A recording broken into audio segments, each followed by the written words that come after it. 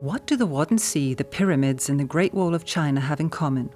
They're all UNESCO World Heritage Sites. Whereas the pyramids and the Great Wall of China are shrouded in mystery and adventure, the Wadden Sea possesses an almost indescribable beauty. But it also provides its own very special kind of adventure and is in a constant state of motion. The Wadden Sea National Park has outstanding universal value. In 2009, the Dutch and German parts of the Wadden Sea were inscribed on UNESCO's World Heritage List. In 2010, the Wadden Sea was designated a national park, and in 2014, the Danish part was granted World Heritage status. But what are the criteria to become a World Heritage Site, and what do you gain from being one? UNESCO stands for United Nations Educational, Scientific and Cultural Organization. The Constitution of Unesco was signed in 1945 and came into force in 1946. The idea of UNESCO emerged in the aftermath of World War II, which has resulted in the loss of many unique cultural and natural treasures. From the outset, 20 countries were part of UNESCO. The purpose of UNESCO is to strengthen ties between UN member countries to achieve common understanding and to bring peace to the various countries and societies. In 1972, in recognition of the need for greater efforts to protect natural and cultural areas worthy of preservation, the World Heritage Convention was adopted. The convention resulted from the desire to build the Aswan Dam in Egypt in 1959. The floods that construction would cause threatened the highly treasured temples of Abu Simbel. UNESCO raised $80 million for the relocation of the temples. 50 countries donated half the amount. This success led to other projects, including saving Venice in Italy and restoring the Buddhist monastery of Borobudur in Indonesia. The convention obligates countries throughout the world to preserve that part of the world's cultural and natural heritage that's unplaceable for all humankind. The World Heritage List is a means to the end. When a site is inscribed on the list, it underlines the significance of that site, not only for the people of the country, but for all humankind. The Danish Agency for Culture and Palaces is responsible for Denmark's World Heritage work.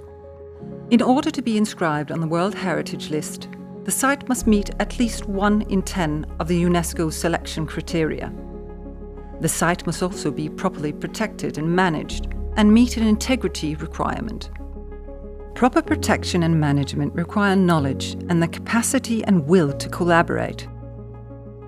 1978 saw the start of intergovernmental cooperation between Denmark, Germany and the Netherlands to protect and manage the Wadden Sea.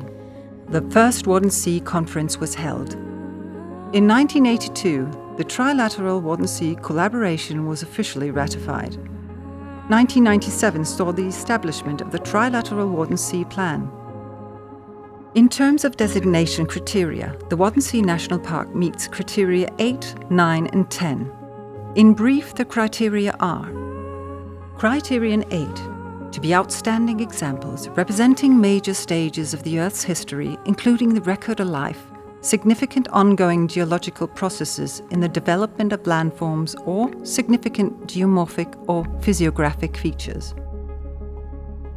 Criterion 9, to be outstanding examples representing significant ongoing ecological and biological processes in the evolution and development of terrestrial, freshwater, coastal and marine ecosystems and communities of plants and animals.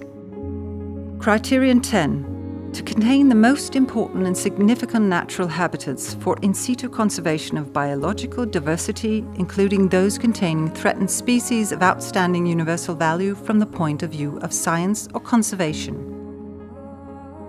Many believe that the World Heritage Site title leads to generous grants, but the fact is that they are generally limited.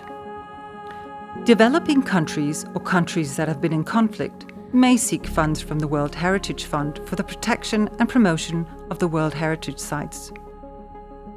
When a country signs the World Heritage Convention, the principal reward is inclusion of a highly prestigious list. General awareness of the site increases, and increased tourism and interest from foundations can help strengthen the local economy.